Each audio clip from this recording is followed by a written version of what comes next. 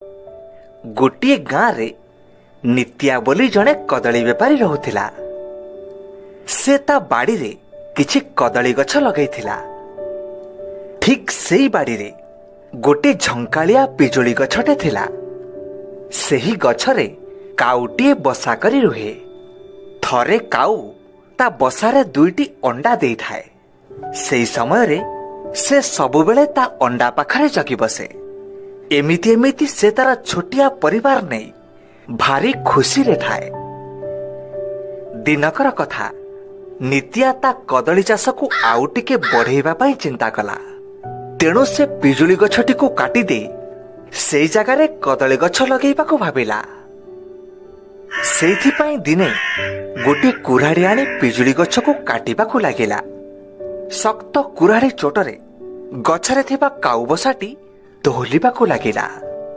एकथा देखि मां काउ भारी अस्तव्यस्त हो पड़िला। गछ काटिदेले ता अंडा भांगी जीव। तेणु से भारी डरीगला। का का राब करी केतेबेले गछ चारिपटे दुई घेरा बुली आसुथिला तो केतेबेले नित्या आगरे बसी गछ न काटिबा को नेहुरा होउथिला। हेले नित्या को काउर रा रा चित्कार छड़ा ता बिकल कांदणा शुभु नथिला। नित्या गछ को चोटो उपरे चोटो मारी चलिला। एथर गछटी कटी माटीरे पड़िला। काउर कुटा काठीरे तियारी बसा भांगी गला। आउ दुईटी जाक अंडा भांगी चुरमार हो गला। एसबु देखि काउ को भारी कष्ट हैला। हेले केवल कांदिबा छड़ा ता पाखरे आउ किछि उपाय नथिला। शेषरे से कांदी कांदी तार अन्य साथी मानंकु डाक पकेइला। सांगे सांगे सह सह काउ नित्या को घेरी गले। का का शब्द रे सारा गां कंपिला। आउ काउ माने नित्या को आक्रमण कले। नित्या अणनिश्वासी ही गोटे घर भितर पशिगला। किछि समय परे से घटना थंडा पड़िला। आउ मां काउ निज मन को बुझे सेठु बहुत दूर को उड़ीगला। ता परदिन कथा काउ मन मारी गोटे गछ डाଳରେ बसी थाए।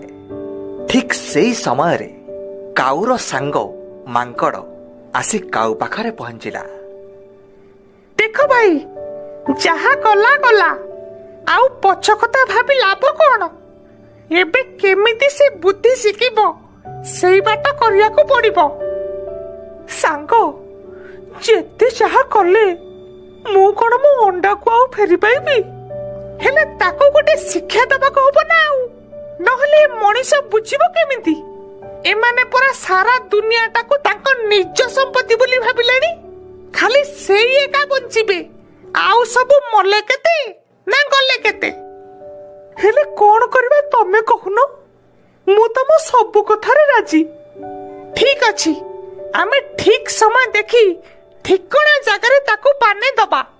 तमको से जेमिति कंदेइछि सेमति से नाकरे कांदिबो। हो ता परदिन काउ आउ मांकड़ नित्यार गतिविधि उपरे लक्ष्य रखिले। सेदिन नित्या घर को राजांक पाखरु कटुआलटी आसी थाए। पहरदिन संक्रांति राजभाटी मंदिरर वार्षिक उत्सव। राजांक आदेश तो बाड़ी रे जेते पाचिला कदली हेछि सबु दबु। आउ जहा पैसा हबो सेउठु नै आसीबु। हाँ आज्ञा आपण भरोसा रखंतु। मु सेदिन सकाळु कदली नै पहुंची जीवी। मने रख एथिरे टिके हेळा हेले राजा सीधा कारागार रे पुरई देबे। आज्ञा से कथा कोन आउ अछपा अछि। आपण भरोसा रखंतु। मते राजा जेते बेले खोजी छंती मु सेते बेले पहुंची छी। एथर भी जथा समय रे पहुंची जीवी। हौ बुझिलो तो संग यही होउचे ठीक समय। एमिति पेच मुड़ीबा जेमिति नित्या ओका दौथबो गुण गाउथबो। हेले केमिति। अरे केमिति परे विचार करिबा। आको आसो नित्या ता बाड़ी को गलानी सेठी कोन होउची देखिबा। कदली तो सबु पाचिकरी हळदी गुरुगुरु दिसुची। राजा कदली देखि भारी खुशी हे जिबे। हौ आगरु आउ काहेकि नै घरे रखिबी। सीधा पहरी दिन सकाळु काटिबी। आउ एई पटे पटे सीधा राजांक पाखकु जिबी। ଶୁଣିଲ ତ? କଣ ପହରଦିନ ନିତ୍ୟା ସକାଳୁ ସକାଳୁ କଦଳୀ କାନ୍ଦି କାଟିବ ଆଉ ରାଜଭାଟି ଯିବ। ତେଣୁ ଆମେ ତା ପୂର୍ବ ରାତିରେ ସବୁ କାନ୍ଦିର ସବୁ କଦଳୀକୁ ଟିକେ ଟିକେ ଖଣ୍ଡିଆ କରିଦବା।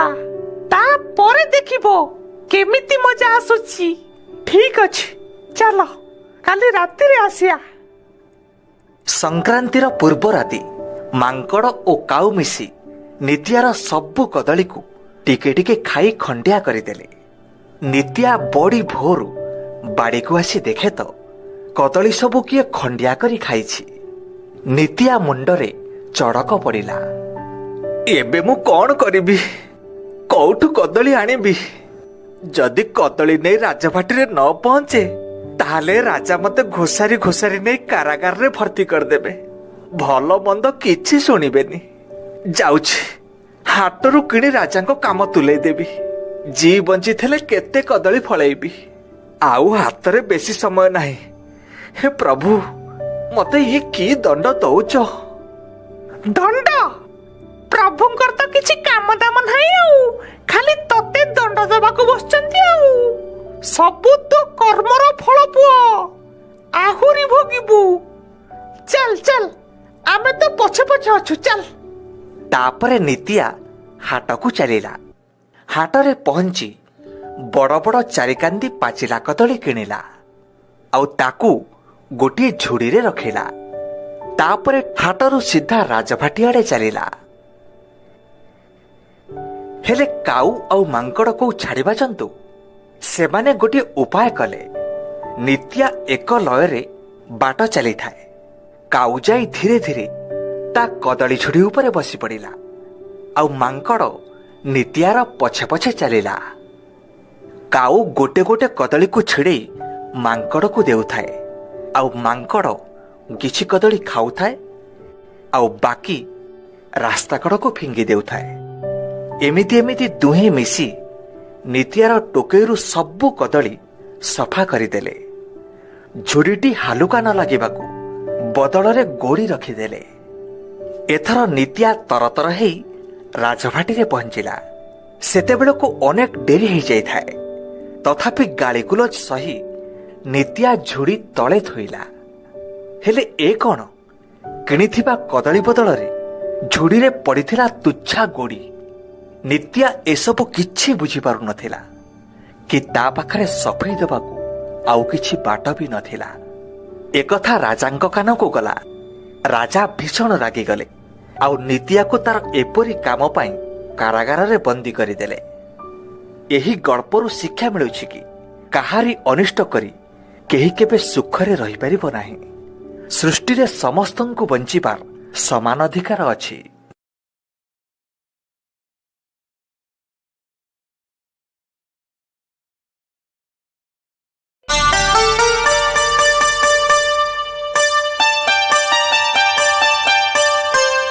ସୁଜନପୁର ଗାଁର ଶେଷ ମୁଣ୍ଡରେ ଥିଲା ଗୋଟିଏ ଚାଷୀର ଘର।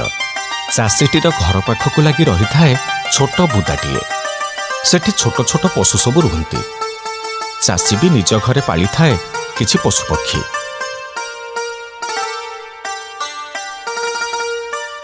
ଗୋଟିଏ କୁକୁର, ବିଲେଇ ଆଉ କିଛି କୁକୁଡ଼ା। କୁକୁରଟି ଥିଲା ବହୁ ଦୁର୍ଦ୍ଦାନ୍ତ। ତେଣୁ ତା ଭୟରେ ବୁଦାର ପଶୁମାନେ ଚାଷୀ ଘରକୁ ପଶିବାକୁ ସାହସ କରୁନଥାନ୍ତି।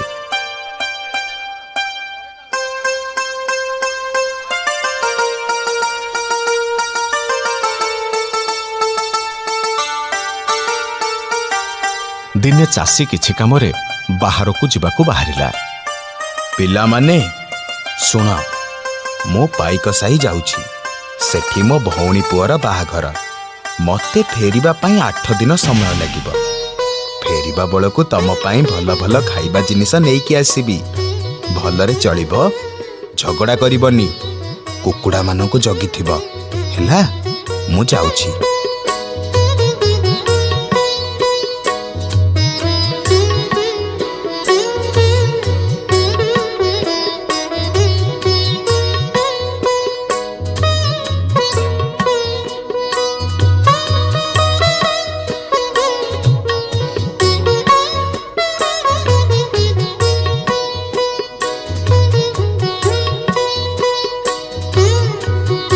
ଚାଷୀ ତା ଭଉଣୀ ଘରକୁ ଚାଲିଯିବା ପରେ ବିଲେଇ ଆଉ କୁକୁର ଘର ଆଗରେ ପହରା ଦେଲେ। କୁକୁଡ଼ା ଆରାମରେ ଚରି ବୁଲି ଖାଉଥାନ୍ତି।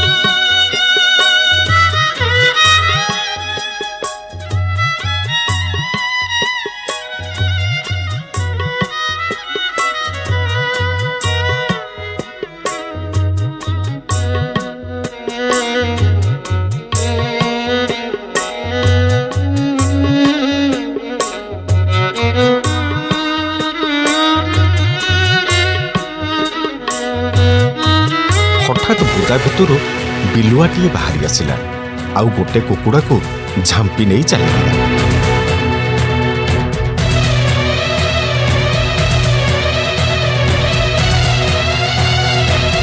କୁକୁର ଏ ଦୃଶ୍ୟ ଦେଖିବା ମାତ୍ରେ ବିଲୁଆ ପଛରେ ଗୋଡ଼େଇ ଗଲା।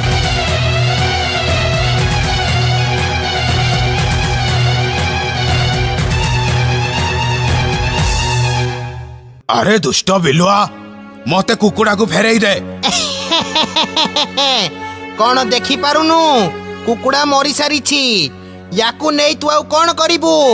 ଅଯଥା କଥା ନ କହି ମତେ କୁକୁଡ଼ାକୁ ଫେରେଇ ଦେ କହୁଛି। ତୁଟା ବଡ଼ ମୂର୍ଖ। ମାଲିକର ଗେଲା ହେଇ ରହିବୁ ବୋଲି ଆଜି ଯାଏ କୁକୁଡ଼ା ମାଂସ ପାଟିରେ ମାରିନୁ। ଥରେ ପାଟିରେ ମାରି ଦେଖ। ଆରେ ଆ ଟିକେ ଚାଖେ ମାଂସ। ନା, ମାଲିକ ସହ ବିଶ୍ୱାସଘାତକତା ମୁଁ କରିପାରିବିନି। ଆରେ ମୁଁ ତତେ ବିଶ୍ୱାସଘାତକତା କରିବା ପାଇଁ କହୁନି ମ, ମୁଁ କହୁଛି ତୁ ମାଂସଟା ଚାଖିକି ଦେଖ। ଏଥିରେ ବିଶ୍ୱାସ ଅବିଶ୍ୱାସର ପ୍ରଶ୍ନ ଉଠୁଛି କୋଉଠି? କିଛି ଭୁଲ ହବନି ତ? କିଛି ହବନି। ଆ ଆ ଆ ଟିକେ ଚାଖି ଦେ।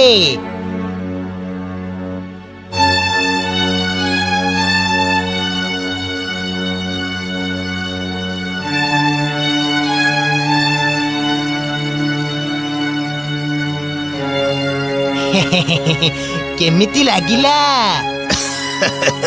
ବଢିଆ ଲାଗିଲା। କାଲିଠୁ ମୁଁ ଏମିତି ଗୋଟେ ଗୋଟେ କୁକୁଡ଼ା ନେଇ ଆସିବି, ଆଉ ଆମେ 2 ଜଣ ମିଶି ଏଠି ଖାଇଦବା। ହେଲେ ବିଲୁଆ ଭାଇ, ବିଲେଇ ମୋ ସାଙ୍ଗରେ ଅଛି। ସେ ଯଦି ଜାଣିପାରିବ? ହେ, ସେ ଟେର ବି ପାଇବନି। ଯୋଜନା ଅନୁସାରେ କୁକୁର ଆଉ ବିଲୁଆ କାମ କଲେ। ବିଲୁଆ ଦୈନିକ କୁକୁଡ଼ା ନେଇଯାଏ, କୁକୁର ତା ପଛରେ ଗୋଡ଼େଇକି ଯାଏ, ଆଉ ଦୁହେଁ କୁକୁଡ଼ାକୁ ମାରି ବୁଦା ଭିତରେ ଖାଇଦିଅନ୍ତି।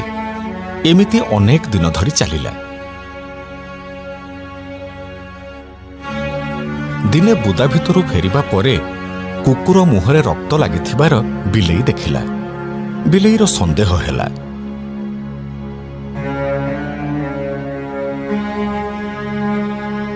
ବିଲୁଆ ସେଦିନ କୁକୁଡ଼ା ନେଇଯିବା ପରେ କୁକୁର ପଛେ ପଛେ ବିଲେଇ ବି ଗଲା।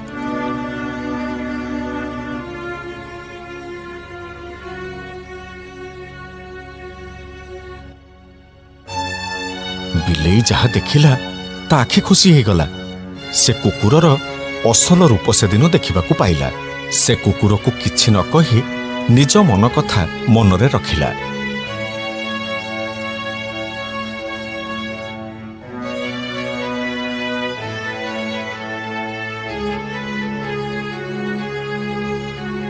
ଚାଷୀ ତା ଭଉଣୀ ପୁଅର ବାହାଘର ସାରି ଗାଁକୁ ଫେରିଲା। ସମସ୍ତେ ତାକୁ ଦେଖି ବହୁତ ଖୁସି ହେଲେ। ହେଲେ କୁକୁଡ଼ା ସଂଖ୍ୟା ଏତେ କମ୍ ଦେଖି ତା ମନରେ ସନ୍ଦେହ ହେଲା। ସେ କୁକୁରକୁ ଏହାର କାରଣ ପଚାରିଲା। କଣ ହେଇଛି? କୁକୁଡ଼ା ସଂଖ୍ୟା ଏତେ କମିଗଲେ? କଣ ରୋଗ? କିଛି ରୋଗ ଧରିଥିଲା କି? ନା ନା, ବୁଦା ଭିତରୁ ଗୋଟେ ବିଲୁଆ ସବୁଦିନ ଚାଲି ଆସୁଛି, ଆଉ ଗୋଟେ ଗୋଟେ କୁକୁଡ଼ା ନେଇ ପଳଉଛି। ମିଛ କଥା। ମିଛ କଥା ମାନେ? ବିଲୁଆ କୁକୁଡ଼ାକୁ ନବା ପଛରେ ୟାର ବି ହାତ ଅଛି। ମୋର କଣ ହାତ ଅଛି? ବିଲୁଆ ଆଉ ତୁ କୁକୁଡ଼ା ଖାଇବା ମୁଁ ନିଜ ଆଖିରେ ଦେଖିଛି। ତମେ ଶିଖା ଶିଖି ହେଇ ଚୋରି କରୁଥିଲ। କୁକୁଡ଼ାକୁ ମାରି ଖାଇ ଝାଡ଼ ଭିତରେ ହାଡ଼ ପକେଇଛ। ତୋ ପାଟିରେ ଦିନେ ରକ୍ତ ଦେଖିବା ପରେ ମୁଁ ତ ପଛରେ ଯାଇଥିଲି, ଆଉ ଏ ସବୁ ଦେଖିଥିଲି। ଏସବୁ କଣ ସତ? ଆଜ୍ଞା, ମୁଁ ବିଶ୍ୱାସଘାତକ କୁକୁର, ତୁ ମତେ ଠକିଛୁ। ବିଶ୍ୱାସରେ ବିଷ ଦେଇଛୁ ମୋର। ମୁଁ ତତେ ଅଭିଶାପ ଦଉଛି, ତୋ ଲାଞ୍ଜକୁ 12 ବର୍ଷ ଫୁଙ୍କ ନଳୀ ଭିତରେ ପୁରେଇ ରଖିଲେ ବି ସିଧା ହେଇପାରିବନି।